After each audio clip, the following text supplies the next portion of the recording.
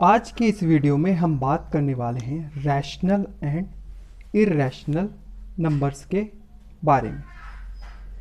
तो दोस्तों, हमारी लाइफ में नंबर्स बहुत मेजर रोल प्ले करते हैं। हम जब भी कोई बिजनेस, कोई भी सामान, कुछ भी कहीं पे भी हम इन्वेस्ट करते हैं तो उनमें नंबर्स हमारे लाइफ में आ जाते हैं। और यूनिवर्स में हर एक फिजिकल थिंग्स को हम नंबर्स में रिप्रेजेंट कर सकते हैं। या तो उन्हें हम रैशनल नंबर के फॉर्म में रिप्रेजेंट करेंगे या तो हम उन्हें इर्रेशनल नंबर फॉर्म के में प्रेजेंट करेंगे, बट किसी भी फिजिकल थिंग्स को हम नंबर्स में रिप्रेजेंट कर सकते हैं।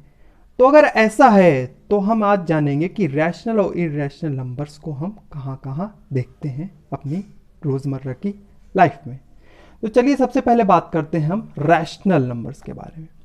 तो अगर हम टू इंटीजर्स, यानी इंटीजर्स जिन्हें हम डिनोट करते हैं 1 या 2 या 3 या -1 या -2, तो अगर हम किसी एक इंटीजर, मान लीजिए कोई इंटीजर p है, उसको किसी दूसरे इंटीजर यानी q से अगर हम डिवाइड कर दें तो ये देगा हमको एक रैशनल नंबर।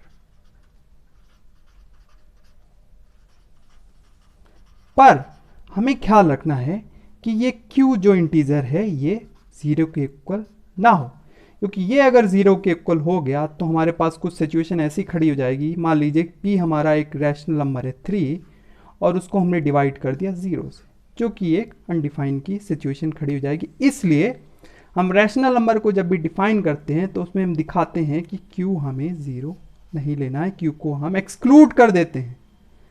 तो ये बात हो गई रैशनल नंबर की डेफिनेशन। एक रैशनल नंबर का एग्जांपल देख लें तो हम बात कर सकते हैं जैसे कि 1/2 जो कि है 0.5।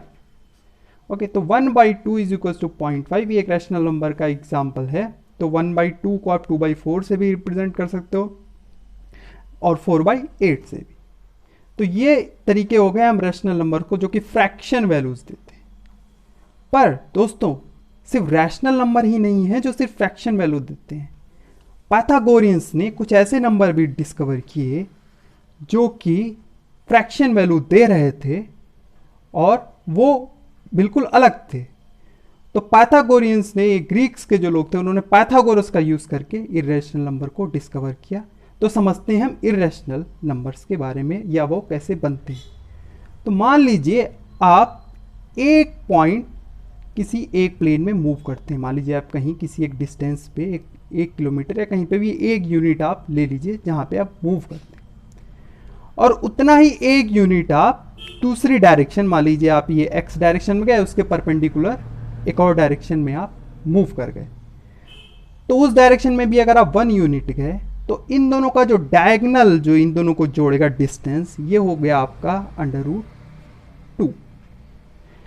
तो ये जो √2 आया है पाइथागोरस का यूज करके, जो कि हमने यूज किया √1² + 1²।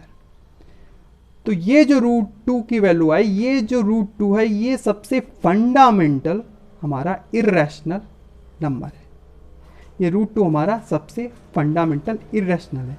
इसी तरह जिस तरह हमने 1 यूनिट लिया है यहाँ पे, इसी तरह अगर हम 1 यूनिट अगेन फिर से, अगर हम ये 1 लेने के बाद अगर हम इस पर फिर से 1 ले लें डिजिट, तो ये है हमारा √2 और ये है 1।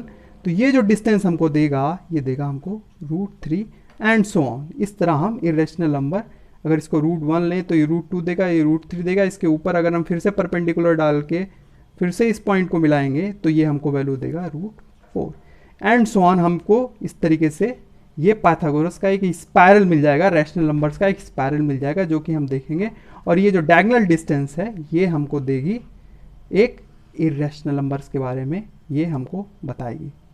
तो ये हो गया रैशनल नंबर के बारे में, ये हो गया इर्रेशनल नंबर के बारे में, जिनके ये सारे आपके एग्जाम्पल हैं। Thanks for watching this video.